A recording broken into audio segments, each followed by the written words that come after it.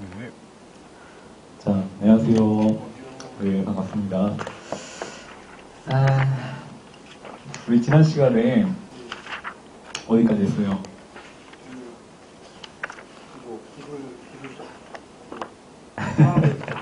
바로바로 안 나오는 거 아니야, 너무? 자, 우리 지난 시간에 조직 중에서 조직 구조의 기본적 변수, 그 다음에 조직의 상황 변수, 이 두 개 변수까지 했었죠. 이거 되게 중요한 내용이 있고요. 자, 그래서 잘 정리를 해두셔야 될 필요가 있고, 특히 이제 상황 변수 중에 맨 이제 뒤에 배웠던 기술 요인이 있었죠. 기술 요인. 그래서 두 명의 학자를 알아둬야 된다고 말씀을 드렸고, 그 중에서 톰슨이 분류한 세 가지 기술 유형 분류가 있었죠. 자, 다시 한번 복습을 되짚어보면요. 은행 같은 데서 주로 사용되고 고객들과 단순한 연결하는 활동만을 하는 중개적 기술이라는 기술 방식이 있었고, 자, 그 다음에 연속적 상호 의존성을 갖는 공장의 대량 생산 과정에서 주로 사용되는 기술, 연속적 상호 의존성을 갖는 연속적이니까 형 기술, 연계형 기술. 우리 동네 형이 있었는데 이름이 연계형이야. 그래서 연계형 기술 같은 거, 연속적 상호 의존성을 갖는다, 뭐 이런 게 있었고요. 자, 그다음에 종합병원 같은 데서 사용되는 그 교호적, 교호적 상호 의존 관계를 갖는 집약적 기술, 이렇게 세 가지로 나눌 수가 있었죠. 자, 그 다음에 그것보다 조금 더 이해하기가 좀 어려웠던 페로우의 기술 유형이 있었어요. 기술 유형을 이렇게 4개 분면으로 나눠가지고요. 다양성이 낮으면서, 다양성이 낮다는 건 뭐예요? 그냥 획일적이라는 거죠. 다양성이 낮으면서 분석 가능성이 좀 어려운 거, 분석 가능성이 불가능한 건 그죠. 장인기술이었죠. 장인기술. 자, 그 다음에 장인기술이랑 완전히 정반대 분면에 있는 건데, 다양성은 굉장히 높아요. 다양성은 굉장히 높은데 분석 가능성도 높아. 다양성이 높으면서 분석은 또 쉬워요. 분석 가능성도 높아. 그걸 무슨 기술이라고 했어요? 그렇지, 공학적 기술. 자, 그게 이제 두 개의 분명이었고요. 장인기술, 그 다음에 장인기술은 완전 대비되는 개념으로서 공학적 기술이라는 게 있었죠. 자, 그 다음에 과학 다양성은 높아요. 다양성도 높고 분석 가능성은 낮은 거. 비일상적 기술. 분석하기도 어렵고 다양성도 많아. 다양성 높아. 그거는 비일상적 기술이었죠. 비일상적 기술의 완전 반대. 다양성도 낮고 분석 가능성도 높아. 일상적 기술. 그렇죠. 일상적 기술. 자, 그래서 다시 쉬운 것부터 나열하면 일상적 기술, 공학적 기술, 장인기술, 비일상적 기술, 이렇게 나눌 수가 있었죠. 자, 그래서 그런 내용들을 위주로 정리를 하시면 됐었고, 자, 그 다음에 기본 변수 중에서 기계적 구조는 복잡성이 어때요? 높아요, 낮아요? 그렇지. 기계적 구조는 복잡성이 높다. 그 다음에 집권성은? 높죠. 그 다음에 공식성은? 높죠. 자, 유기적 구조일 때는 공식성은? 복잡성은? 집권성은? 그렇지. 이제 구조를 이해하셨네. 다 높고 다 낮은 거예요. 그래서 생각할 것도 없어. 생각했다는 건 정리가 안 됐다는 거죠. 자, 그래서 그거 기억해 두시면 되고, 몇 개만 더 물어볼까? 내친 김에. 자, 조직 이론의 비교 그 과정 중에서 조직 이론을 시대별로 구분을 했을 때, 자, 와일도의 분류에 따르면, 와일도는 고전적 조직 이론과 그 다음에 등장하는 신고전적 조직 이론, 그 다음에 가장 마지막에 등장하는 현대적 조직 이론, 이렇게 세 개로 구분을 했었죠. 자, 그 중에서 사회적 능률성을 가장 중요한 이념으로 삼았던 건 뭐예요? 그렇지. 신고전 이론. 신고전 이론은 환경과의 관련성이 개방적이었어요? 폐쇄적이었어요? 현대적 이론은 인간을 보는 인간관이 복잡일, 그렇지. 그 다음에 추구하는 행정 가치가 다원적 가치였죠. 맞아요. 자, 그 다음에 환경과의 관련성이 개방적이었다. 오, 고전적 이론은 인간 보는 관점, 인간관이, 신고전적 이론은 사회인. 오, 고전적 이론은 추구하는 행정 이념이 그렇죠. 잘했어. 자, 그래서 그거 기억하시면 되고, 한 명의 학자 분류 더 있었어요. 스캇의 분류. 자, 스캇은 발달 과정에 따라서 분류를 했죠. 그 순서가 있었는데, 자, 제일 처음에 폐쇄적이면서 합리적인 폐쇄, 합리 유형이 있었고요. 자, 그 다음에 폐쇄, 자연, 그 다음에 개방, 합리, 그 다음에 개방, 자연. 요 순서대로, 자, 잘 기억하시네. 되어 있었죠. 자, 그래서 유형 분류하는 거, 스캇의 분류는 요 순서를 기억하시면 됐었고요. 자, 그 다음에 기계적 구조랑 유기적 구조 요 두 개 대비하는 거 배웠었죠.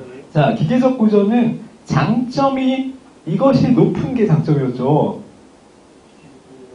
가장 큰 장점을 하나만 들려면 이게 높다라는 거였는데, 그렇지, 예측 가능성. 자, 그 다음에 유기적 구조의 장점 하나는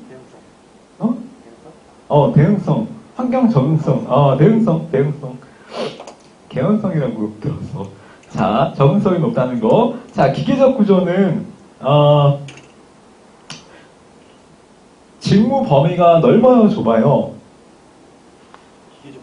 기계적 구조는 직무의 범위가, 좁다. 좁다는 건 뭐가 높다는 거? 분화가 높다는 거. 그러니까, 기본 변수 중에서 복잡성이 높다는 거였죠? 그렇게 기억하시면 되고. 자, 그 다음에, 반대니까, 유기적 구조는 직무 범위가 넓겠죠? 자, 규칙이나 절차가 상대적으로 적은 거는 무슨 조직이에요? 그렇지, 유기적 조직. 자, 그 다음에, 몰인간적 대면 관계. 기계적 조직. 기계다라고 생각하시면 되잖아요. 기계니까 인간의 반대인 거죠. 인간적인 거에 반대. 자, 그 다음에, 표준 운영 절차를 만드는 거. 기계적 조직. 자, 그 다음에, 분업이 어려운 과제를 수행하는 조직.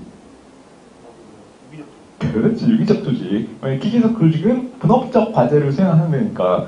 자, 그 다음에, 모호한 책임 관계. 유기적 조직. 그렇죠. 자, 그 다음에 데프트의 조직 구조를 기계적 구조부터 유기적 구조고 사이에 들어있는 5개의 조직 구조로 나눈 이론이 있었죠. 자, 맨 처음에 가장 기계적 구조에 가까운 구조이면서 그렇지, 기능 구조. 기능 구조는 어떤 걸 기준으로 부서를 나눴어요? 공동 기능이지 뭐. 공동 기능? 기능별로 나눈 거예요. 자, 그 다음에 등장하는 게 사업 구조죠, 사업 구조. 사업 구조는 조직을 나누는 산출물에 기반한 사업 부서화 방식이었죠. 자, 얘는 특히 특징적인 게 이 부서 안에서 모든 게 다 완벽하게 이루어지죠. 그렇지, 그런 거는 자기 완결적 단위 이렇게 표현을 했잖아요. 자, 자기 완결적 단위를 가진 사업 구조는 성과에 대한 책임이 분명해요, 불분명해요? 분명하죠. 그렇기 때문에 성과 관리가 유리하다. 자, 사업 구조는 규모의 경제를 실현하기가 쉬워요, 어려워요? 기능 구조보다는 떨어져요. 그렇지. 기능 구조보다는 떨어지죠. 그래서 기능의 중복이 일부 발생될 수 있다라는 게 있었죠. 그게 이제 기능 구조와의 차이점. 자, 그 다음에 기능 구조와 사업 구조를 결합시켜서 만든 매트릭스 구조가 있었죠. 자, 이거는 결합 방식이 물리적 구조다, 화학적 결합이다. 화학적 결합. 자, 기능 부서의 장점인 이것과 그 다음에 사업 부서의 장점인 이거를 결합시킨 거죠. 기능 부서의 전문성, 그 다음에 대응성을 결합시킨 거. 두 개 거꾸로 나오면 틀린다 그랬죠. 자, 근데 장점은 이거는 뭐 굳이 효율성, 그 다음에 조직 자원의 활용성. 이런 게 장점이었죠. 장점. 자, 근데 반대로 단점은 이중 권한 체계 때문에 조직 구성원이 혼란과 갈등, 좌절을 느낄 수가 있다라는 거였죠. 이해만 잘 해두시면 되고요. 자, 그 다음에 조직 구성원을 핵심 업무 과정 중심으로 새로 조직화하는 구성 방식은 팀제, 다른 말로는 수평구조라는 조직 구조가 있었죠. 자, 그래서 이거는 이제 자율적으로 기본 단위가 구성될 수 있다라는 거고요. 그 다음 맨 마지막으로 조직은 그냥 핵심 기능만 보유하고 나머지 기능은 그렇지 외부와 계약 관계를 통해서 체결하는 것은 네트워크 구조라고 했었죠. 자, 그래서 그 내용이랑 특징만 잘 간단하게 정리를 하시면 충분히 맞출 수가 있어요. 자, 그래서 거기까지 정리를 해주시면 되고요. 자, 오늘은 338페이지에 조직 구조의 형성 원리 봅시다. 조직 구조의 형성 원리. 자, 이거는 뭐 그렇게까지 중요한 문제는 아니지만 기본적으로 알아야 될 내용이에요. 조직학을 공부할 때.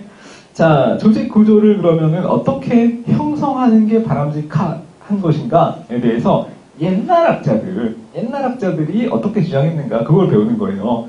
그렇기 때문에 고전적 원리 이렇게 배우죠. 이렇게 표현을 하는 거죠. 고전적 원리. 자, 그래서 페이올, 귤릭, 어워 뭐 이런 사람들이 주장했는데 사실 이 학자들은 그냥 눈에만 익혀두시면 되고요. 나중에 이제 1940년대, 50년대 들어서 행태주의를 주장했던 사이먼이라는 학자가 이 원리들을 전면적으로 디스했죠. 비판하면서 이거는 검증되지 않은 속담이나 격언에 불과하다. 이렇게까지 좀 심했죠. 그래도 다 이제 할아버지들인데 젊은 새파란 놈이 나와가지고 사이먼이 사이먼 도미닉 이러면서 농담입니다. 격언이나 속담에 불과합니다. 당신들의 의견이란 막 이러면서 비판을 했다고 생각해보세요. 얼마나 굉장히 대먹지 못한 놈이에요. 그렇지만 미국은 다원주의 사회였기 때문에 충분히 가능한 일이었다는 거죠. 자, 그래서 절대적 기준이 될 수가 없다라고 주장을 했고요. 사이먼이 나중에 그 원칙들을 배우는 거니까 현대에 들어오면서 그 비중이나 중요도가 떨어진 거죠. 사이먼부터 시작해서. 그렇지만 그 시대에 처음에 이 원리가 태동되기 시작할 때는 굉장히 중요한 불문율 같은 원리였던 거예요. 그러니까 이것도 기억을 해두실 필요가 있는 거죠. 자, 첫 번째는 분업의 원리. 분업의 원리. 자, 이거 내용적으로는 전혀 어렵지 않아요. 분업의 원리. 그래서 많은 사람들이 할 때에는 일을 최대한 어떻게 세분화시켜서 그걸 각자 나눠서 제가 맡은 담당 분야만 열심히 하면 된다. 이런 거죠. 자, 그래서 분업의 원리가 만약에 나오면은 거기 주요 원칙이 있어요. 원칙이 몇 개가 있는데 이게 표현이 좀 생소할 수 있기 때문에 요것만 잘 보시면 돼요. 첫 번째는 분업의 전문화의 원리. 전문화의 원리라는 거는 일이 세분화되어 있기 때문에 제가 맡은 분야만 전문적으로 처리하면 된다는 거예요. 전문가. 자, 그래서 밑에 근데 업무를 세분화하면 좋은 점이 능률적이고 경제적이고 효율적이다라는 건 좋죠. 자, 근데 밑에 보시면은 자, 단점도 있어요. 심리적 소외감. 심리적 소외감. 나는 도대체 이 조직에서 뭘 하는 사람인 건가? 이런 자괴감을 느낄 수 있다는 거예요. 난 일개 부속품 같고. 자, 그 다음에 옛날에 선생님도 처음에 이제 회사를 들어갔을 때가 있었어. 그때 이제 30살 딱 됐을 때 이제 어떻게 또 회사 생활을 해볼 생각을 의뢰함으로 회사를 딱 들어갔는데 들어가서 처음에 신입사원이 하는 일이라는 게 되게 기능적이에요. 그래서 단순 반복 업무를 막 한단 말이야. 그래서 그런 느낌을 같이 나도 받았지.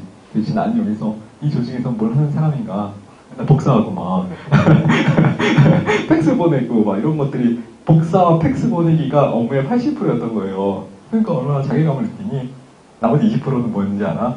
전화 받기.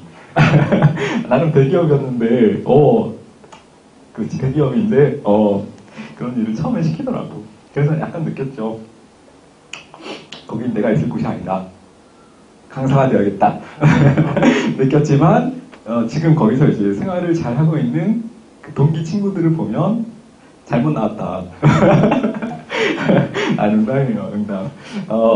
그런 느낌도 받을 때가 있죠. 잘 살더라고. 다들 이제는 중요한 일을 해. 그러니까 이렇게 피라미드 구조니까 밑에 있을 때는 단순 업무 하나가 위로 올라가면 할수록 그래도 약간 비중이 있는 일 하니까 괜찮더라고요. 그걸 참아야 돼. 자, 그래서 공무원도 마찬가지야. 처음에 들어가면 심하게는 이제 겨울에 눈 썩는 것부터 시작해서 제설 작업부터 시작해서 다 한단 말이에요. 자, 그래서 하지만 나중에 되면은 굉장히 이제 비중 있는 일을 하면서 자기 주장을 할 수가 있죠. 자, 무슨 얘기를 하다가 또 이런 쓸데없는 얘기를. 심리적 소외감을 느낄 수 있다. 그 다음에 몰인간화, 비인간화가 될 수 있다. 그 다음에 이게 중요해요. 이 표현. 자, 할거주의라는 거는 뭐예요? 할거라는 거 이렇게 군용할 거. 쪼개져서, 군웅할 거. 쪼개져서 나눠져 있다는 거예요. 예. 그 말은, 즉, 뭐별로 쪼개져 있다? 부서별로? 그렇지. 부서별로 막 이렇게 다 쪼개져 있기 때문에, 할거주의. 자기 부서의 이익밖에는 고려하지 못하는 거. 부서 이기주의. 지나친 쪼개짐으로 인한, 갈등, 쓰레기통 모형이랑 큰 관련이 없어 보이긴 하는데, 그걸 떠올렸다는 것도 괜찮아요. 자, 할거주의, 그 다음에 부처이기주의, 그 다음에 심리적 소외감, 이런 것들이 나타날 수가 있고요. 또 중요한 개념이 이거예요. 훈련된 무능 등의 역기능을 초래한다. 훈련된 무능이라는 건 뭐예요? 자, 거기 옆에 보시면 개념이 있는데, 이것도 간혹 학자랑 묶어서 나올 때가 있어요. 베블린이 제시한 개념으로, 배가 되게 부를 것 같죠? 베블린. 자, 전문가가 되면 오히려 시각이 어떻게 된다? 편협해진다. 시각이 편협해지기 때문에 오히려 이 편협한 시각 때문에 숲을 보지 못하고 나무만 보는 사람으로서 훈련된 무능 현상을 초래할 수 있다. 이거예요. 베블렌 훈련된 무능. 전문가가 되면 식견이 편협해지기 때문에 발생되는 이 분업의 원리의 역기능, 이렇게만 간단하게 정리하시면 돼요. 개념이 뭐라고요? 훈련된 무능. 야, 이거 기억하시면 되고. 그러니까 이런 사람들은 리더가 돼서 종합적인 컨트롤이나 관리 능력을 보일 수 있겠어요? 없겠어요? 없죠.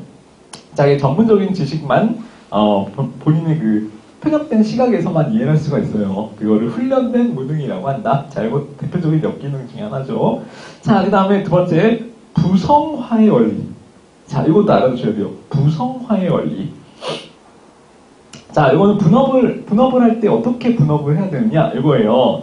자, 일정한 기준에 따라서 연관된 업무를 묶어서 조직 단위를 구성해야 된다라는 게 부성화의 원리예요.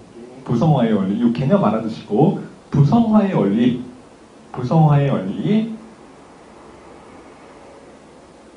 자, 그 다음에 참모 조직의 원리. 특이하죠, 이름이. 참모 조직의 원리. 자, 개선과 참모의 구별을 강조한다는 거예요. 개선과 참모의 구별을 강조한다.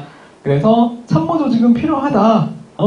하지만 참모 조직과 명령 조직, 개선 조직을 구분은 해야 된다라는 거예요. 개선은 뭐예요? 그렇지. 직접 명령을 내릴 수 있는 명령 권한자를 개선이라 그래요. 참모는 직접 명령을 내릴 수 있는 권한은 없지만 개선을 돕는 사람, 그렇지. 개선에 대해서 실질적인 의견을 제시할 수 있는 조력자, 조언자를 참모라 그래요. 참모.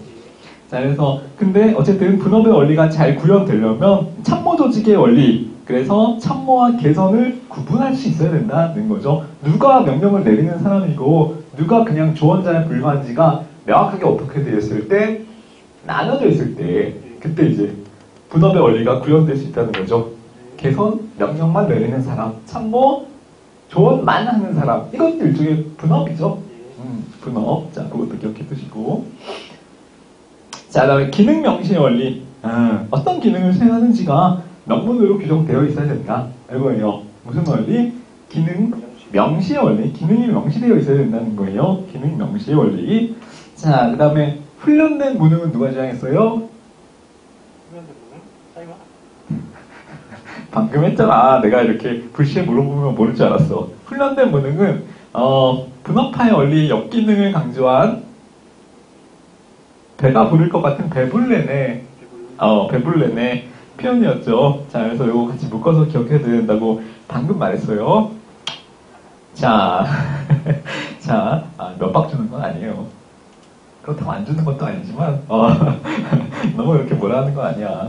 자, 339페이지에 다음에 나오는 원리는 이제 분업의 원리와 마찬가지로 조직 구조 형성의 고전적 원리인데요. 통합의 원리라고요. 통합의 원리. 통합의 원리. 또는 이제 통합 조정의 원리. 이렇게 표현을 하는 내용이니까. 자, 몇 개의 원칙이 있어요. 그래서 다른 게 이제 조정의 원리 자체는 그렇게 어렵지가 않죠. 굉장히 쉬운 내용이기 때문에 이해하기는 어렵지 않은데 이 주요 원칙을 물어보면은 용어가 낯설어서 조금 혼동될 때가 있어요. 그래서 같은 주요 원칙이 뭐가 있는지 한번 봅시다. 첫 번째는 조정의 원리. 자, 조정의 원리. 조정의 원리는 일단 뭐예요?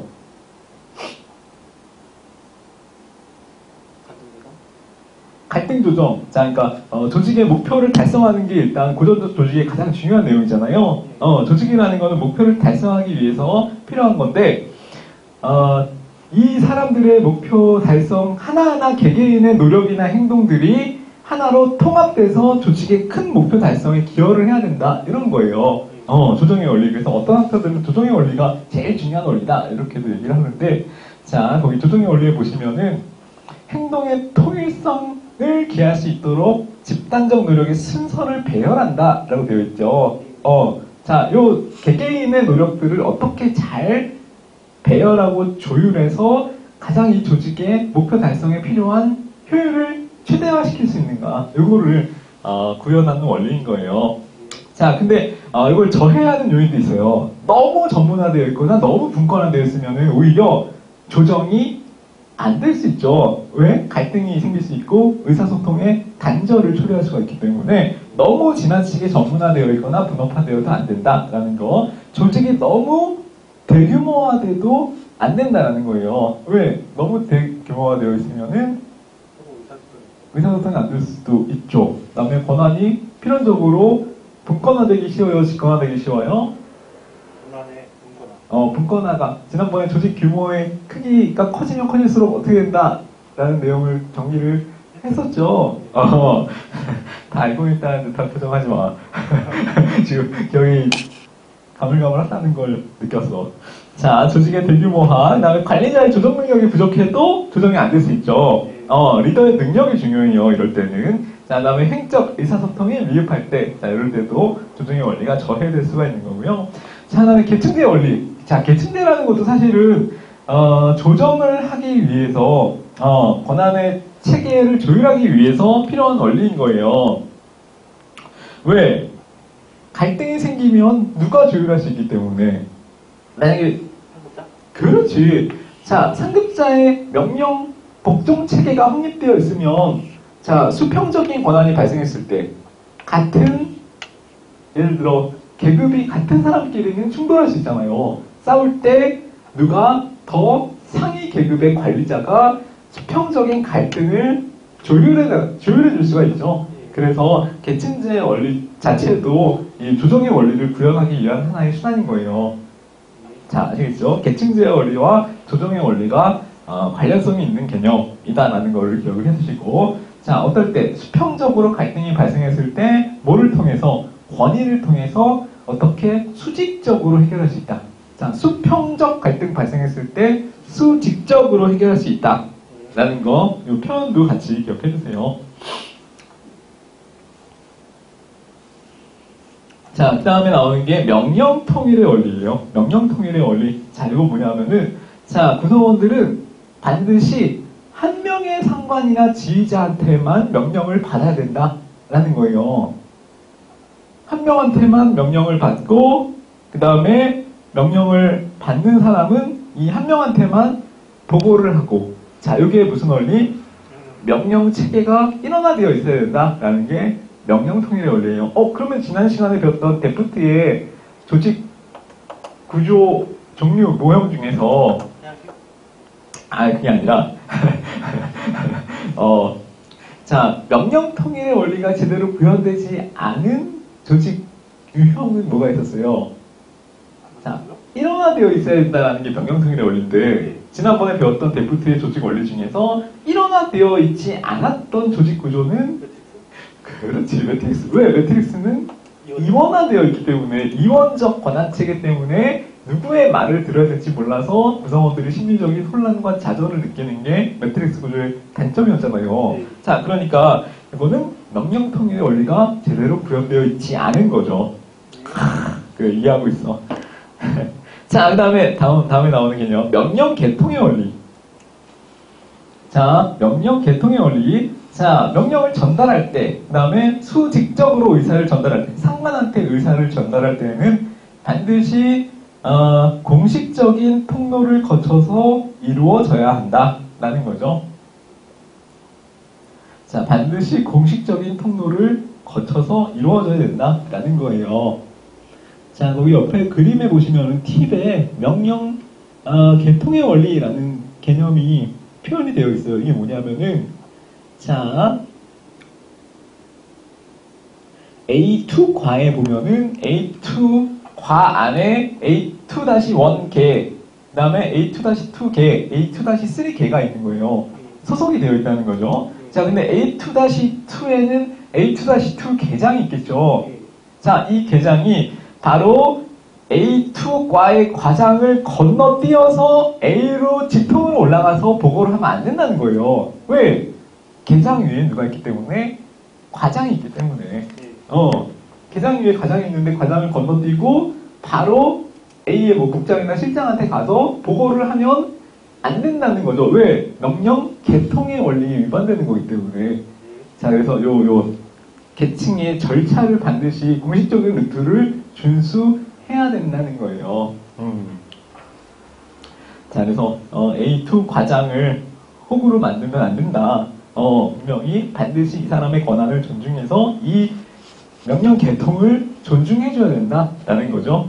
명령 개통의 원리. 자, 그 다음에 통솔 범위의 원리. 자, 이것도 많이 나오죠. 자, 그래서 통제하는 대상 인원의 범위를 적정하게 제한해야 한다. 그러니까 통솔 대상이 너무 넓거나 너무 좁아도 안 된다는 거예요. 적정해야 돼. 자, 근데 이 통솔 범위의 원리라는 건 상당히 유동적인 개념이에요. 그래서 만약에 리더나 상급자의 능력이 너무 좋아. 그러면 통솔 범위가 어떻게 되겠어요? 넓어지죠. 능력이 없어. 좁아요. 자, 그래서 이것도 고정적인 게 아니라 유동적일 수 있다라는 거예요.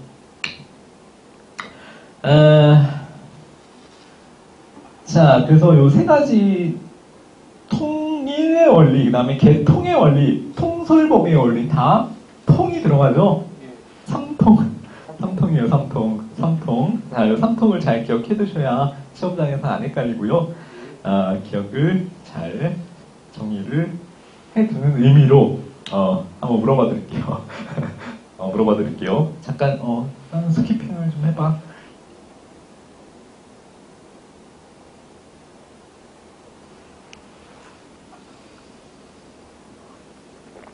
자, 됐죠? 자, 다음 중 통이 들어가는 기본 원리를 말해보시오. 자, 한 사람의 상관으로부터만 명령을 받고 보고도 한 사람한테만 해야 된다는 원리. 그것은 명령 통일의 원리. 그렇지. 명령 통일의 원리라고 하죠. 명령 통일의 원리. 자, 그 다음에 수직적 의사 전달은 반드시 각 계층을 포함하는 공식적 통로를 거쳐서 이루어져야 한다. 그렇지. 명령 개통의 원리. 자, 그 다음에 통제하는 한 명의 감독자가 통제하는 대상 인원을 적정하게 해야 된다는 원리는 통솔범위의 원리. 그렇지. 그래서 세 가지 개통 구분하셔서 정리하시면 돼요. 시험장에서 같은 통자가 많이 들어가니까 혼동되게 지문을 이렇게 짝을 엮어서 오답 지문을 많이 만들어요. 자, 그래서 그거 기억하시면 되고, 자, 통솔범위의 원리, 내용 중에서 거기 두 번째 칸에, 두 번째 동그라미에, 자, 이런 내용이 있어요. 계층제 수와 통솔범위는 역관계가 성립함. 자, 이게 무슨 말이에요? 계층제 수와 통솔범위는 역관계가 성립한데, 자, 계층제 수가 많아지려면 통솔범위가 어떻게 돼야 된다? 맞아요. 그렇지. 통솔범위가 오히려 좁아질 때 계층제 수가 많아진다는 거예요. 왜? 다시 좁아요. 그렇지. 한 명의 상급자가 통솔할 수 있는 범위가 좁아지면 좁아질수록 더 수직적으로 늘어나야겠죠. 계층의 수가. 통솔 범위가 많아지면 상급자가 그만큼 자리가 줄어드는 거잖아요. 그래서 계층의 수가 더 적어질 수밖에 없겠죠. 그래서 이거 역관계 있다, 반비례 관계 있다, 이 내용만 이해를 해주시면 돼요. 자, 그래서 그것까지 한 번 더 높아심에 분명히 또 나중에 책 볼 때 이럴 거야. 이게 무슨 소리야? 설명도 안 해줬어. 이러면서 이해를 할 거라서 언급을 드렸고요. 자, 그래서 이 두 개의 원리가 조직 구조 형성의 고전적 원리였어요. 고전적 원리. 자, 뭐 있었죠? 분업의 원리랑 조정의 원리. 자, 그래서 요거 두 개만 기억하시면 되고요. 자, 현대에 와서는 요 이론의 중요도나 값어치가 조금 떨어졌죠. 사이먼 이후에는. 자, 그 다음에 340페이지는 읽어보시고요. 다 이해될 수가 있는 부분이고, 341페이지는 1페이지 부분부터 한번 또 보도록 합시다. 자, 조직 구조의 기본 구성이에요. 그래가지고, 자, 조직 구조가 어떻게 기본적으로 구성이 되어 있느냐라는 개념을 배우시는 거예요. 자, 직무 설계, 그 다음에 부서화, 그 다음에 조정을 하는 조정 기재, 뭐 이런 내용들이 있는데, 내용적으로는 크게 어렵지 않으니까, 한번 봐둡시다. 자, 첫 번째, 직무 구조의 설계. 자, 직무 설계라는 건 뭐냐면, 나중에 인사행정론을 배울 때 더 자세히 나오는데요. 직무 설계라는 거는 직위가 담당하는 직무를 어떻게 부여할 건지를 말 그대로 이제 설계하는 거예요. 조직화하는 거. 자, 어떤 직위에서 어떤 직무를 담당할지 그거를 설계하는 거 간단하게 생각하시면 되고요. 자, 밑에 보시면은 좌표로 정리되어 있는 부분이 있을 거예요. 과제의 성격과 직무의 전문화. 자, 그래서 두 개의 기준으로 나눠지게 되는데 수평적 전문화와 수직적 전문화. 지난번에 전문화 개념을 정리할 때 수직적 전문화와 수평적 전문화라는 개념을 배웠죠. 수평적 전문화는 어떻게 쪼개지는 거예요? 일이 분업이 그렇지. 각 담당하고 있는 직무가 얼마나 세분화되어 있는가가 무슨 전문화? 수평적 전문화. 그렇죠? 그래서 수평적 전문화가 커지면 커질수록 수평적 전문화 정도가 커지면 커질수록 직무의 범위는 어때요? 좁아지지. 그렇지. 자, 그거 기억하시면 되고, 수평적 전문화라는 거는 분업의 정도, 분업의 크기를 얘기하는 거예요. 반면에 수직적 전문화는 그렇지. 계층의 수를 얘기하는 거죠. 자, 그래서 수직적 전문화 정도가 높다는 건 계층이 그만큼 많고 높다는 거고요. 마셔. 수직적 전문화가 낮다는 건 계층이 그만큼 적다는 거죠. 적다는 거. 저층이라는 거예요. 저층. 그래서 그 내용을 가지고 한번 봅시다. 자, 첫 번째 수평적 전문화 정도가 높고 그 다음에 수직적 전문화 정도도 높다라는 거예요. 자, 수평적 전문화 정도도 높고 수직적 전문화 정도도 높다라는 거는 비숙련 직무 내지는 단순 직무 이렇게 표현을 해요. 자, 이렇게 표현을 해요. 자, 그래서 생산부서 같은데 숙련되지 않은 단순한 직무는 수평적 그 다음에 수직적 전문화가 더 효과적일 수 있다. 자, 이렇게 판단을 한다는 거죠. 비숙련 직무, 요 용어를 기억하시면 돼요. 비숙련 직무. 자, 그 다음에 두 번째, 일선관리 직무라는 것이 있어요. 일선관리 직무, 이거 뭐냐면 거기 두 번째 칸에 들어있는 수평적 전문화 정도는 낮고, 수평적 전문화 정도가 낮다는 거는 뭐예요? 업무 범위가 넓다는 거죠. 그렇죠. 넓다는 거. 자, 그 다음에 수직적 전문화 정도는 높다. 고층이라는 거고, 계층이 많다는 거고. 자, 그런 거를 일선 관리 업무라는 거예요. 일선 관리 업무. 립스키. 다시. 립스키. 립스키는 뭐였어요? 일선 관료. 일선 관료제. 일선 관료 이론이었죠.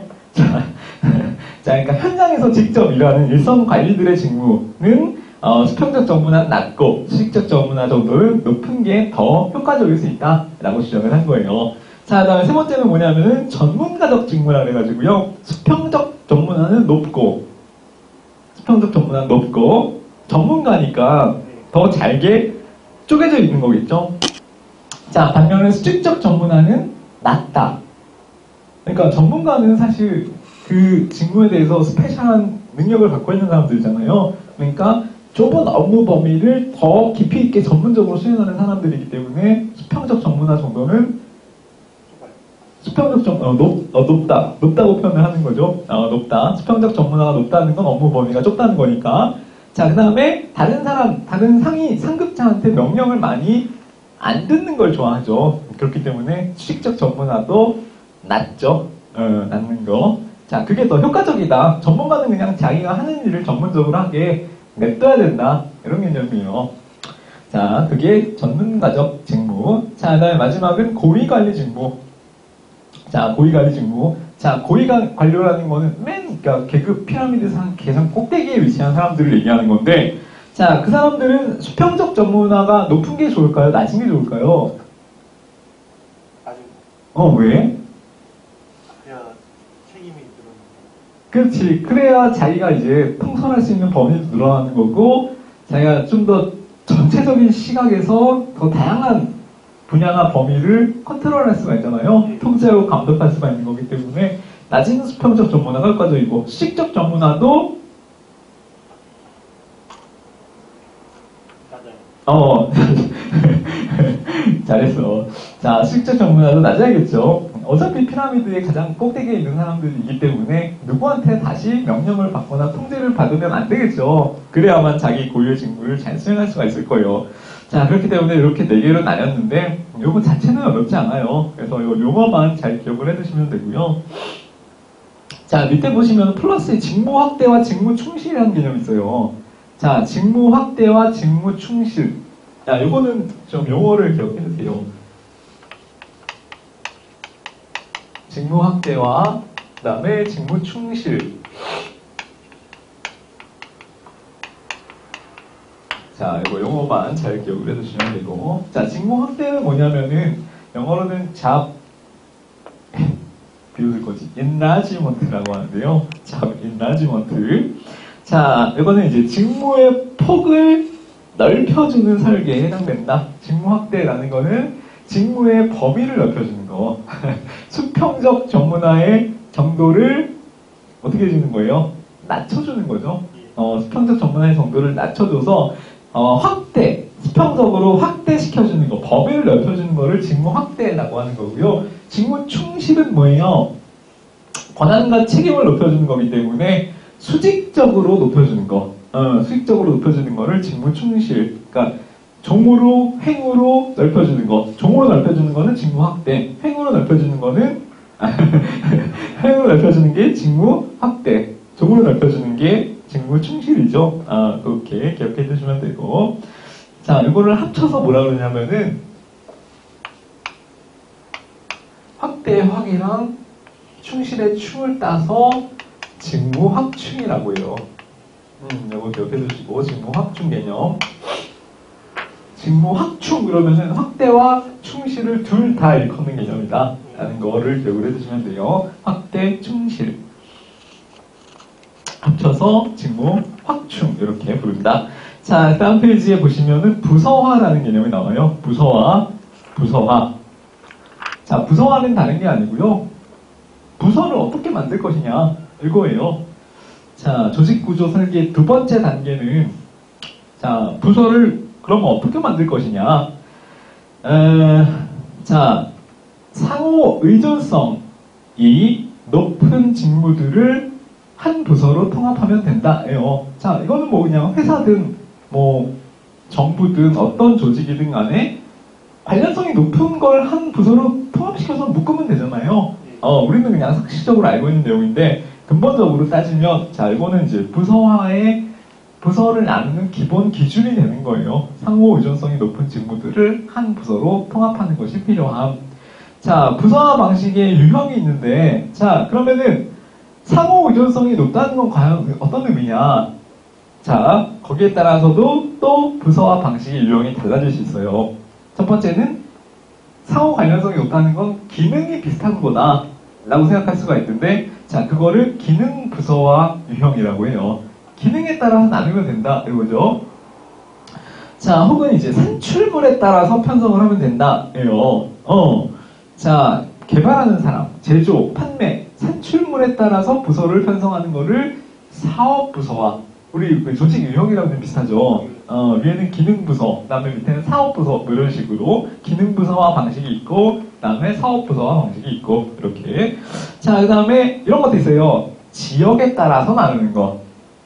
지역에 따라서 특정 지역 고객한테 봉사하기 위해서 자원을 조직하는 방식을 지역 부서화 이렇게 얘기를 한다는 거죠. 지역 부서화. 자, 그다음에 마지막은 2개 이상을 혼합시킨 거. 그거는 혼합 부서화.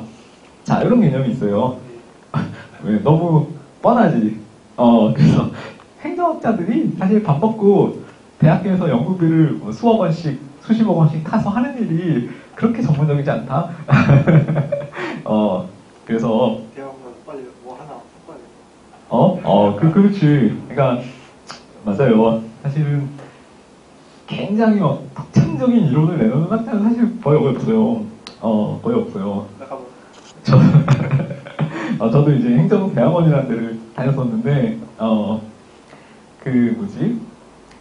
거의 대부분 하는 일이 이제 대학원생들이 외국 논문을 번역하는 일을 굉장히 많이 해요. 왜?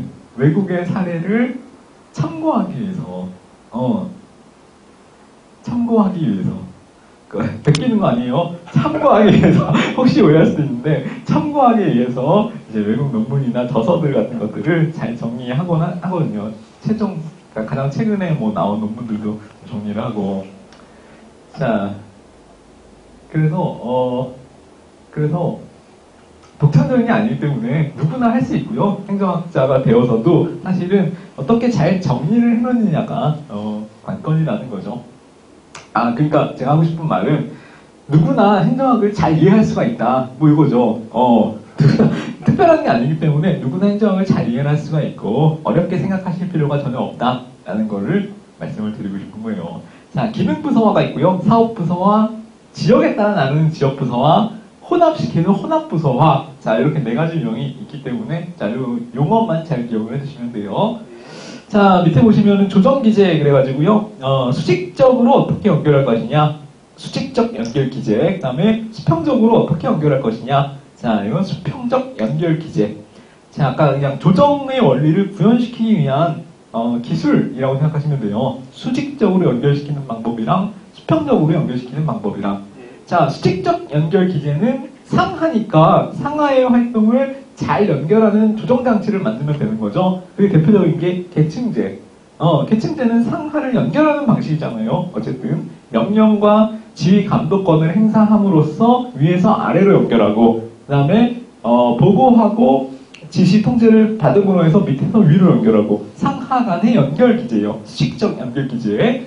자, 그 다음에 규칙과 계획이라는 게 있어요. 규칙 계획. 위에서 규칙을 세워서 내려보내줘. 그러면은 그거를 밑에 사람들은 들어야 되잖아. 밑에 조직 구성원들은. 자, 그걸 통해서 직접 명령을 내리지 않아도 규칙을 만들어서 그거를 준수하게끔 함으로써 위아래를 같이 조정하는 통제장치로 만들 수가 있다는 거죠. 규칙 계획. 자, 규칙 계획. 계층제와 규칙 계획. 자, 그 다음에 마지막으로는, 마지막이 아니군요. 계층직위의 추가. 그래가지고, 자, 이거 계층의 수를 늘리는 거예요. 자, 그러면은,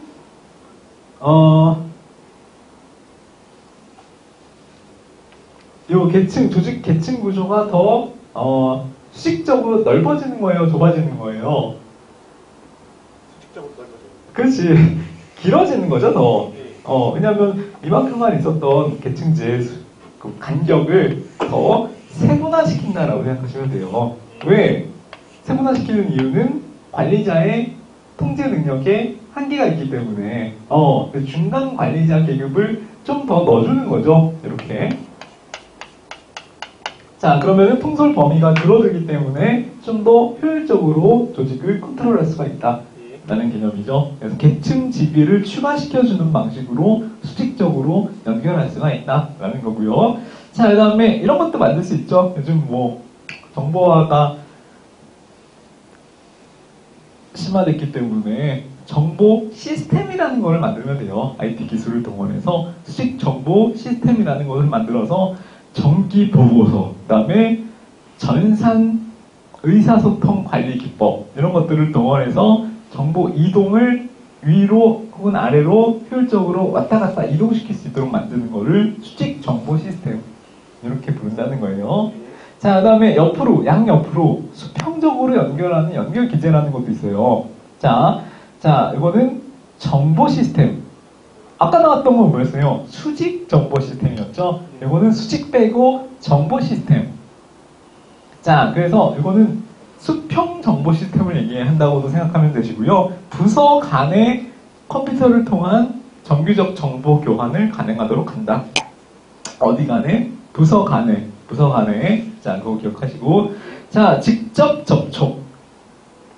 수평적으로 연결하기 위해서 관리자 직원이 직접 접촉하는 방법.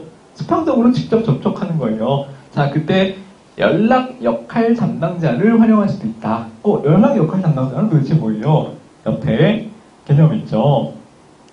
민츠버그라는 학자가 주장을 한 개념인데, 학자는 모르셔도 되고요. 연락 역할 담당자는 첫 번째 줄에 공식적인 권한은 없으나, 자, 공식적인 권한이 있는 사람은 아니에요. 그냥 비공식적으로 활동하는 NGO 같은 개념이라고 생각하시면 돼요. 누가 시킨 건 아니야. 자발적인 업무를 하는 사람이에요. 자, 그리고 비공식적인 권한을 부여받아서 업무를 수행하게 된다라는 거. 비공식적인 권한자. 부서 안에 있는 사람이에요? 밖에 있는 사람이에요? 부서 안에 있는 사람. 이렇게 기억하시면 되고, 직접 접촉의 한 유형이에요. 연락 역할 담당자를 활용한다. 우리 그냥 조직으로 치면 총무예요, 총무. 연락하고 회비 걷어들이고 뭐 이런 역할을 하는 사람이죠. 자, 하지만 공식적인 권한은 없어. 자, 그 다음에 태스크포스라는 임시작업단이라는 게 있어요. 임시작업단. 자, 이거는 이제 일시적인 문제를 해결하기 위해서 임시적으로 구성되어 있는 단체. 그거를 태스크포스, 임시작업단이라고 하는 거예요. 임시작업단. 자, 그 다음에 밑에 보시면은 프로젝트 매니저. 수평적 조적을 담당할, 이번에는 정규 직위를 추가하는 방식. 이 사람은 정식 직위를 부여받은 수평 조정 담당자예요. 담당자. 이걸 뭐라 그런다? 프로젝트 매니저. 자, 다른 말로는 뭐 사업 관리자, 브랜드 관리자, 뭐 이렇게도 얘기를 하고요. 부서 간에 하는 일이 이 사람은 조정만 하면 돼요. 부서 간에 수평적인 조정만 하라고 만든 직위인 거예요. 프로젝트 매니저. 그러니까 여기서 이 얘기 듣고 저기서 저 얘기 듣고 막 흑액조 중간에 껴가지고 그런 역할을 하라고 만든 직위인 거예요. 프로젝트 매니저. 자, 그 다음에 마지막은 프로젝트 팀. 자, 우리 이거 예전에 조직론을 공부할 때 이 개념을 배웠어요. 태스크포스랑 프로젝트 팀, 이 두 개가 어떻게 다른지 정리를 했었던 기억이 나는데 분명히 이 자리에서 했어.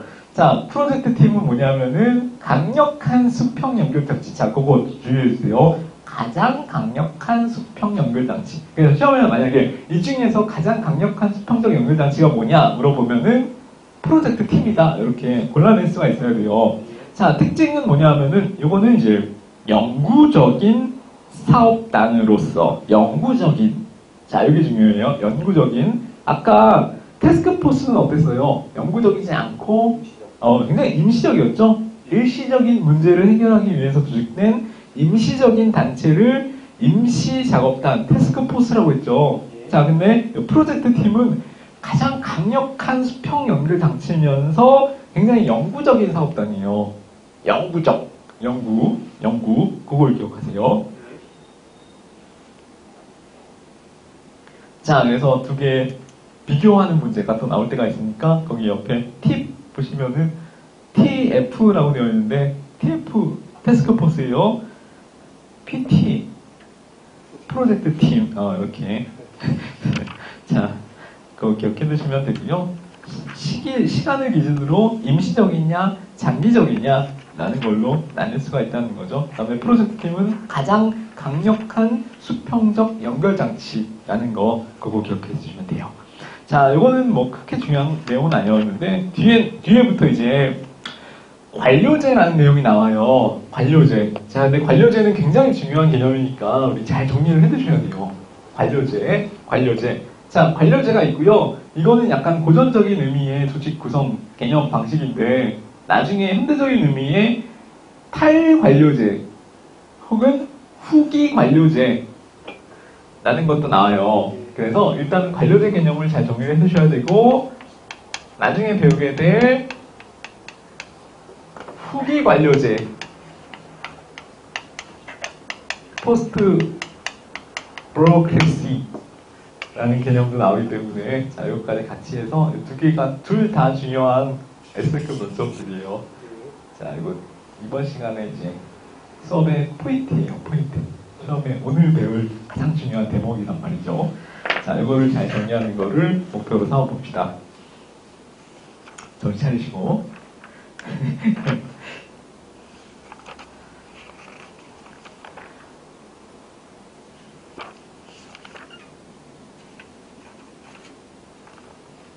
자, 우리 예전에 한번 배웠던 내용 중에서,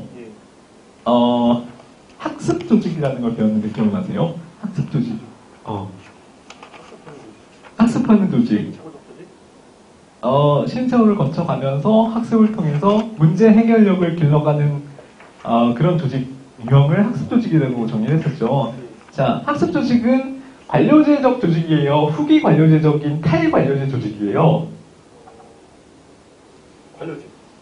자, 공부를 다시 하시면서 다시 정리를 하나씩 해 나갑시다. 자, 관료제의 첫 번째. 자, 뷰로, 그래서 사무실, 그 다음에 크래시, 통치라는 말의 합성어래요. 자, 근데 뭐 이렇게 중요한 건 아니고요. 관료제는, 공사 부분 상관없이. 자, 그러니까 이건 뭐예요?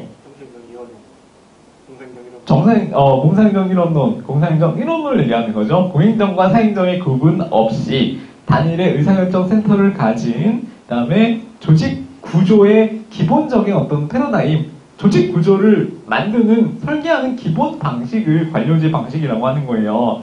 자, 그래서 처음에 이제 베버라는 학자가 아이디얼 타입이라고 해서 이념적 관료제라는 것을 만들어요.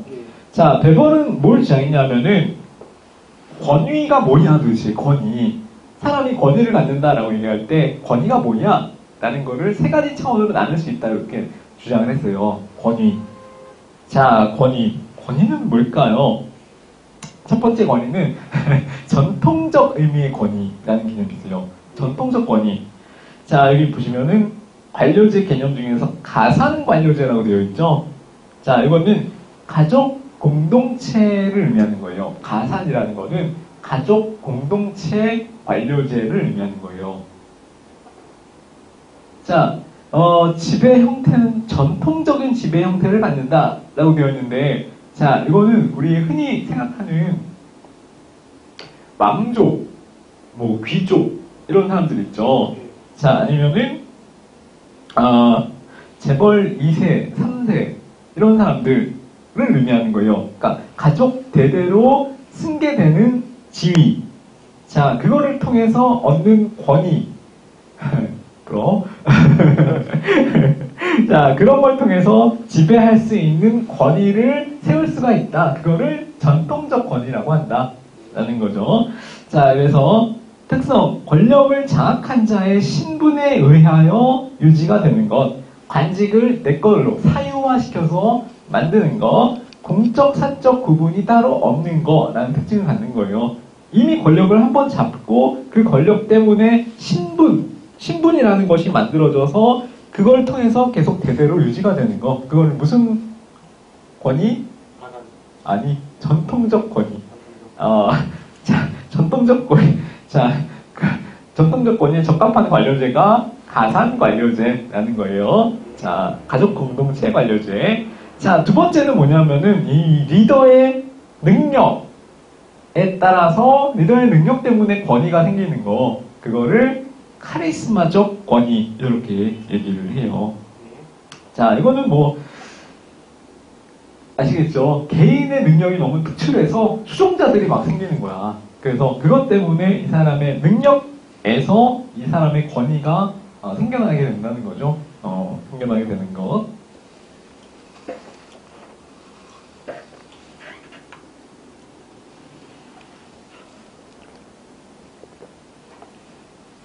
자, 그때 이제 필요한 관료제는 카리스마적 관료제. 그 다음에 어떻게 지배를 하느냐. 구성원들을 지배하는 방식은 카리스마를 동원한 카리스마적 지배. 자, 이 내용 기억하시면 되고요. 자, 마지막은 이제 베버가 제일 이제 중요하게 생각했던 법적 합리적 권위예요. 법 때문에, 그 다음에 합리적인 사고 방식에 따라서 요 권위가 만들어지는 것. 자, 그거를 법적 합리적 권위 이렇게 표현을 했어요. 자, 그때는 어떤 관료제가 적합하느냐?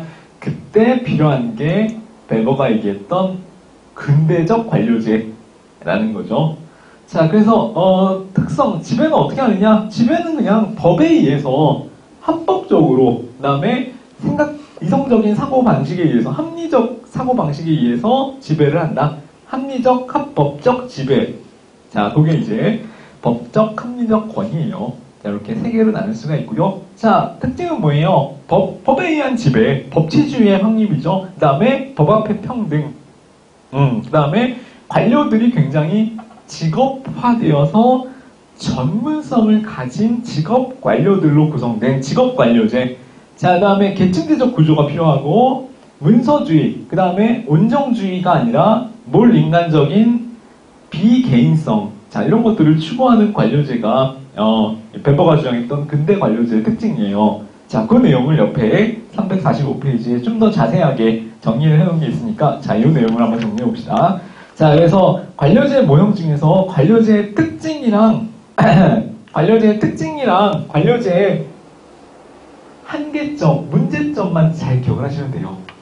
관료제의 특징하고요. 우리 첫 번째 정리해야 되는 논점이 특징, 그 다음에 관료제의 문제점, 한계점, 이 내용이라는 거예요.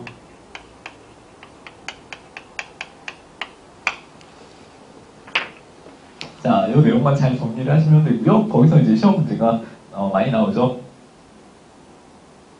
자, 첫 번째 근대적 관료제 특징은 뭐에 의해서 지배된다? 계층? 어? 전통적 권위. 전통적 권위는 가상 관료제를 의미하는 거고요. 네. 지금 우리가 배우는 거는 근대적 관료제예요. 세 번째 칸에 있는 근대적 관료제는 권위가 어디에서 유래한다? 법. 그렇지. 그러니까 지배를 하는 방식도 뭐에 의한 지배? 법규에 의한 지배. 무슨 말을 하고 있는 거예요? 자, 정신 차리시고. 영감이야, 잘하고 있어. 너무 뭐라 하지 말아야지. 우쭈.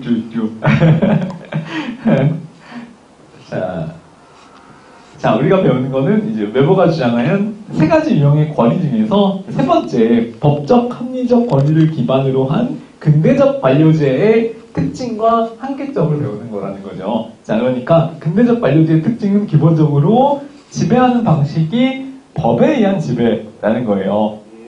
자, 그래서 이 사람이 어떤 직위를 갖고 이 권한, 그 다음에 권한의 범위 같은 것들이 이미 처음부터 법에 규정이 되어 있는 거예요. 규정이 되어 있고, 자, 법에 규정이 되어 있으면 뭐가 좋아요? 예측 가능성이 높아진다. 그 다음에 신뢰성, 책임성 이런 것들을 확보할 수 있다라는 게 좋은 거죠. 자, 그래서 근대 관료제의 특징 자, 가장 중요한 거는 법에 의해서 지배를 하는 조직이다 라는 거. 자, 그 다음에 계층제죠. 그러니까 권한과 계층이 뚜렷이 상명하복으로 정해진 개서적 구조, 개서적 조조. 개서적이라는 거는 계단식이라는 걸 의미하는 거예요. 계단과 어떤 서열, 차례가 있는 조직을 개서적 조직. 무슨 조직? 개서적 조직. 반대는 뭐겠어요? 비개서적 조직. 그런 용어들만 기억을 하시면 돼요. 용어를 이제 익히시라고 자꾸 이제 트레이닝 해드리는 거예요. 자, 개서적 조직, 개서적 조직, 비개서적 조직. 이렇게 나누니까요. 자, 상명하복의 질서 정연한 체제가 확립되어 있는 거. 자, 그게 개서적 구조라는 거죠. 자, 피라미드 모양의 계층 구조를 이루고 있다라는 게 근대 관료제의 특징. 자, 그 다음에 모든 거는 문서로 처리하도록 이렇게 규정을 하고 있는 것이 문서화의 원리예요. 자, 그래서 모든 직위 권한은 문서화된 법규에 의해서 규정이 되고 있고요. 업무를 처리할 때도 문서에 의한다 라는 게 문서화의 원리. 자, 그 다음에 임무수행은 개인적으로 이루어지면 안 되고 몰인간적으로 비개인적으로 이루어져야 되죠. 그래서 임무수행의 비개인화. 자, 임무수행의 비개인화. 옆에 보시면은 비개인성을 해가지고 개념이 좀 더 자세히 풀어서 설명이 되어 있는 부분이 있는데, 자, 이거예요. 절차에 따라서 기계적으로 일해야 되고요. 온정을 버려야 되고요. 분노와 열정이 없어야 돼요. 화도 내면 안 돼. 기계가 돼야 돼, 기계. 기계적으로 처리를 하면 돼요. 합리적으로. 절차에 따라서. 자, 따뜻한 온정을 베풀면 안 돼요. 그 다음에, 열정을 가져도 안 돼요. 그거는 개인성인 거기 때문에 요 근대적 관료제의 특징에는 걸맞지 않는 일처리 방식이에요. 어떻게? 비개인성을 갖고 기계적으로 업무를 처리해야만 근대적 관료제의 특징에 부합하는 행정가인 거예요. 공무원인 거예요. 자, 이거 기억해 두시고. 임무수행의 비개인화. 자, 사실은 이거는 뭐 장난스럽게 얘기한 거고요. 자, 이걸 주장한 이유는 뭐냐면은 상대방의 지위를 고려하지 않고 특별한 사정이나 개인적 이익을 취득하려고 하지 않고 공평하게 직무를 수행할 수 있는 조직원이 되어야 된다라는 취지에서의 비개인화인 거예요. 무슨 소시오패스가 되어야 된다 이런 게 아니에요. 자, 그 다음에 관료의 전문화, 그 다음에 전임화. 전임화라는 거는 이제 풀타임으로 이 일에만 전념할 수 있어야 된다는 거죠. 이 일에만 전념할 수 있어야 된다는 거예요.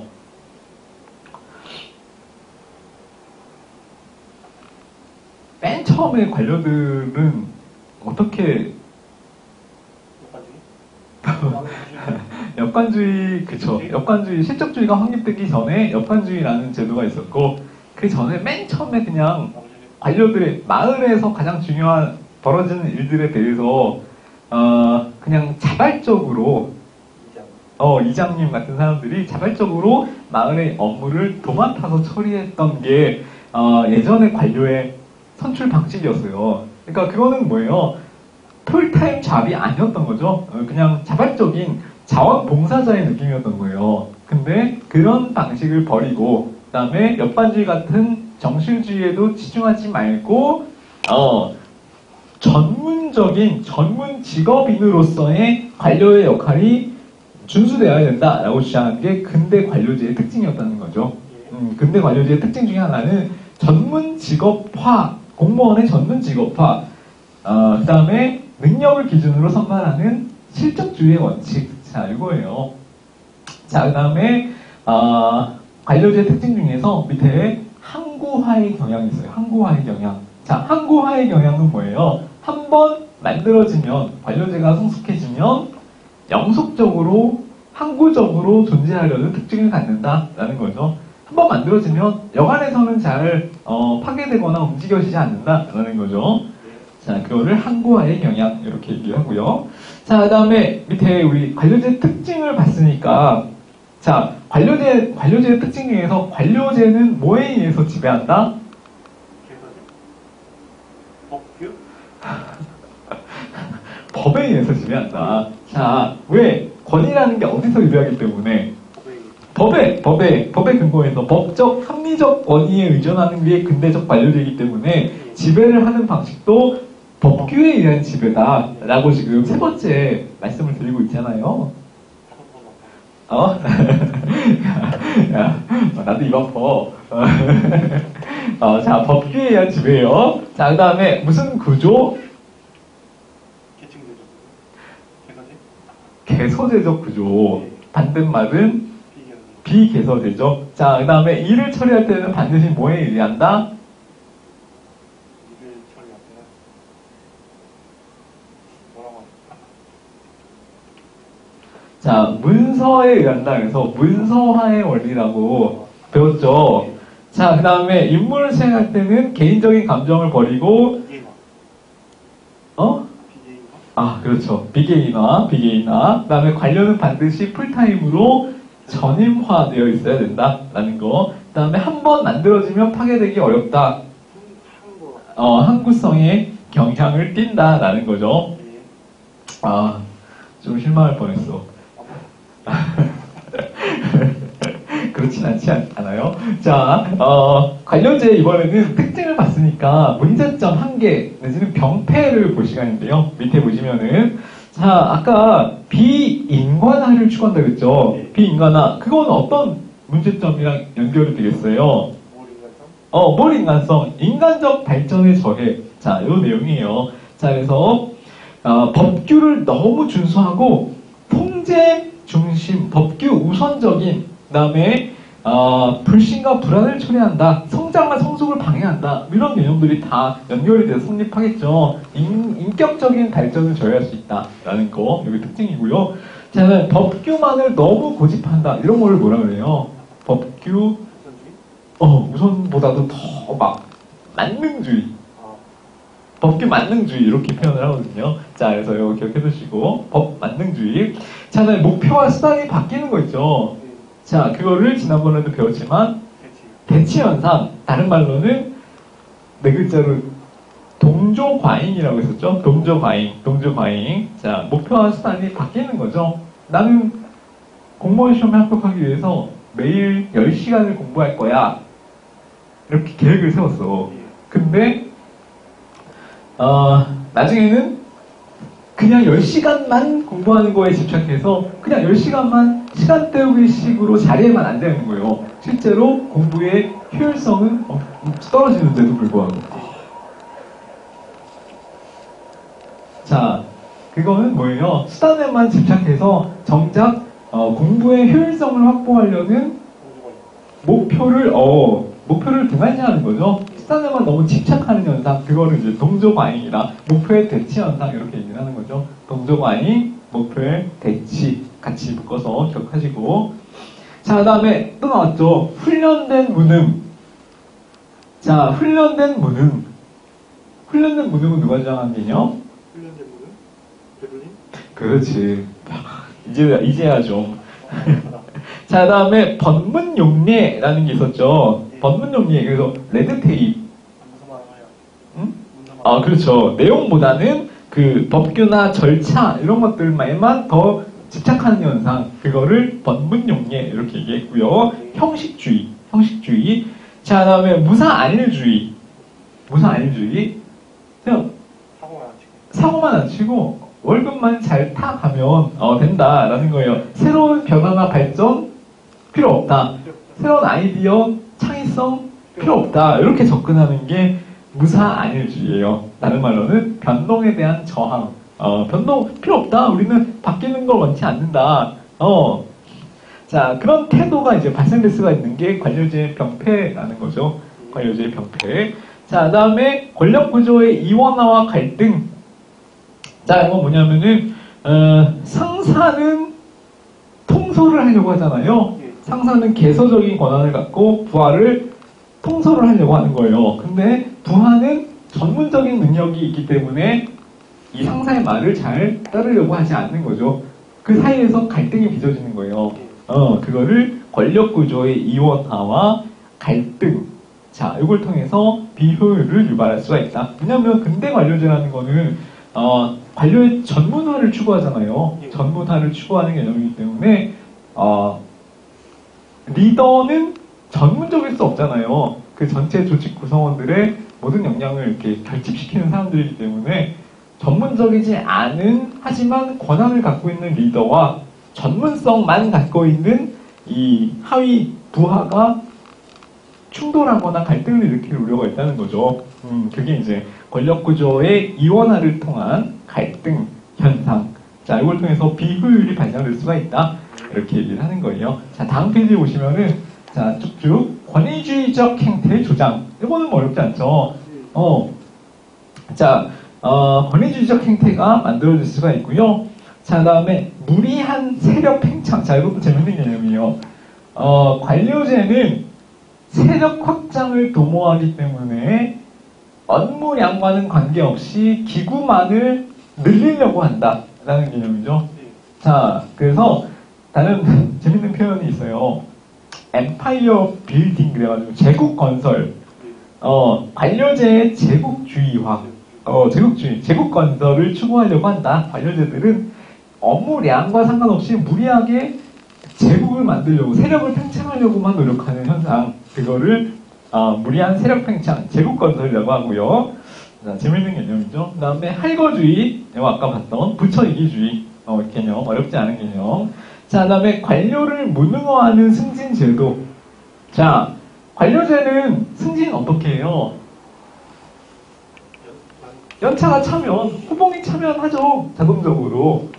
자, 그래서 무능한 사람도 어떻게 할 수 있다? 위로 갈 수 있다. 무능한 사람이 속된 말로 짬이 차서 위로 올라가면 결국은 어떻게 돼요? 모든 계급 계층이 다 무능한 사람들로만 꽉 차는 형태가 발생될 수가 있죠. 조직 안에는 상하 지위를 막론하고 다 무능해. 나중에 되면. 자, 그런 극단적인 얘기인데요. 자, 그렇게도 될 우려가 있다. 라는 게 누구의 주장이냐면은 피터의 원리예요. 피터의 원리. 자, 이것도 같이 기억해 두실 필요가 있어요. 피터의 원리. 자, 신분보장이, 옆에 공직은 신분보장이 강한 폐쇄적인 계층제적인 조직이기 때문에 결국 무능한 자가 모든 계층에 다 채워지게 된다. 이렇게 주장하는 게 누구의 원리? 피터의 원리. 피터의 원리. 발음 굴리지 마시고 피터의 원리예요. 피터의 원리예요. 자, 피터의 원리예요. 자, 이렇게 병폐들 있죠. 병폐들을 기억하실 필요가 있어요. 자, 그 다음에 관료제의 특징, 그 다음에 관료제의 병폐. 자, 이 내용만 기억하시면 되는데 내용은 보시다시피 어렵지 않아요. 그렇기 때문에 용어들이랑 혹시 나오는 학자들이랑 이런 것들만 잘 보시면 충분하죠.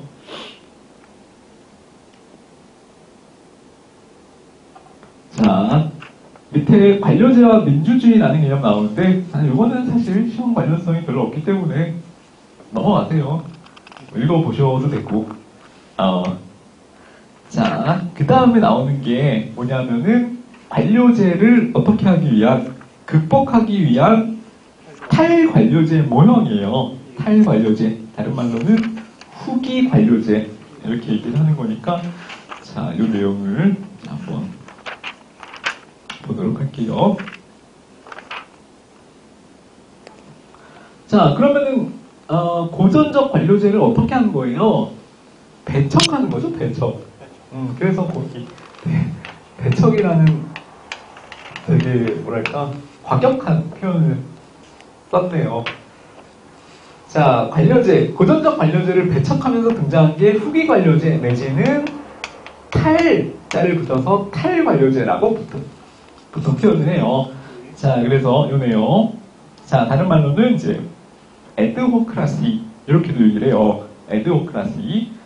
자, 그래서 70년대 이후에 이제 본격적으로 고전적 관료제의 한계를 비판하면서, 자, 70년대에는 뭐가 나왔어요? 어떤 접근 방법? 정부 실패? 정부 실패로 인한 신공공관리론? 그렇죠. 일단 공공선택론이 나오고, 그 다음에 신공공관리론, 그 다음에 최종적으로 90년대 이후에 등장한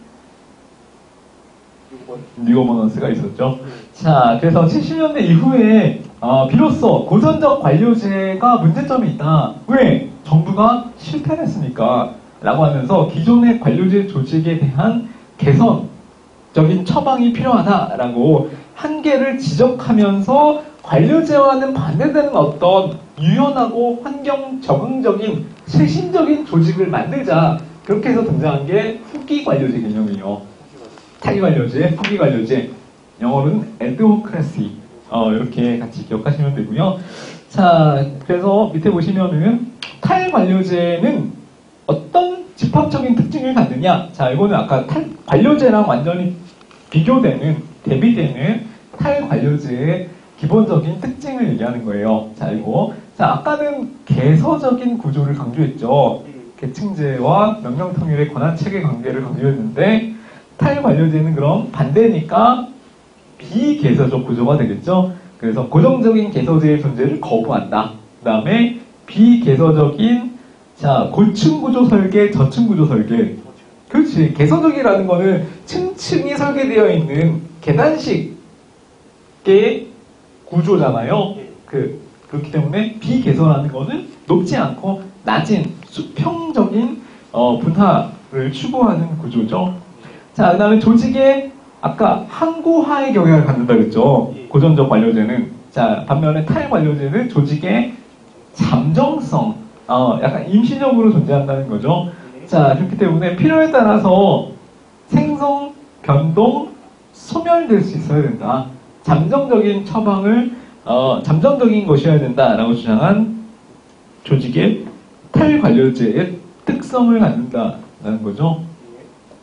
자, 이거 관료제의 항구성이나 영속성이랑 반대되는 개념이다 라는 거 기억해 두시고, 자, 그 다음에 경계관념의 타파. 자, 이런 개념도 있어요. 자, 이건 특히 우리 배웠던 조직 구조 중에서 네트워크 조직이랑 관련이 깊죠. 자, 왜? 네트워크 구조라는 거는 조직의 경계 자체가 명확하지가 않죠. 모호하죠. 자, 그렇기 때문에 모호하게 조직 경계를 만드는 이유는 뭐예요? 환경의 적응 가능성을, 대응성을 키우기 위해서 그렇게 만드는 거죠. 자, 조직과 환경 사이에 높고 경직적인 경계관념을 바뀌어야 된다. 경계를 타파해야 된다라고 주장하는 게 탈관료제 모형의 특징이고요. 자, 그 다음에 아까 권한, 서열 이런 게 중요한 게 아니라 능력, 실적 이런 것들을 중시한다. 임무와 능력의 중시. 그 다음에 상황에 따라서 그때그때 유연하게 적응할 수 있어야 되니까 상황 적응성을 강조한다. 자, 그 다음에 혼자 명령을 받고 수행하는 게 아니라 집단적으로 같이 문제를 해결해야 된다. 이게 집단적 문제 해결성의 강조. 자, 그 다음에 의사 전달의 공개주의. 그래서 같이 협력해서 해야 되기 때문에 투명하게 의사를 수행해야 된다라는 거예요. 의사 전달을 공개해야 된다. 자, 그 다음에 구성원의 아까는 전임화가 강조됐었잖아요. 그게 아니라 직업적 유동성에 대한 전제 이거예요. 자, 그래서 직업상의 유동성을 전제하고 잠정성을 강조한다, 추구한다 라는 건데, 자, 이거는 조직 구성원의 측면에서 보자면 그렇죠. 안 좋죠. 비정규직을 만들자예요. 그러니까 이거는 어떤 현대 환경에 부합하는 탈관료제 조직의 이상일 수는 있어도 정작 일을 하는 조직 구성원들의 입장에서는 굉장히 고용 불안을 얘기하는 개념인 거죠. 그러니까 이런 것들이 탈관료제 모형의 집합적인 특성이다 라는 거를 기억을 하시면 되고요. 자, 이것도 탈관료제의 주요 모형들이 쭉쭉쭉 있어요. 굉장히 많죠. 특히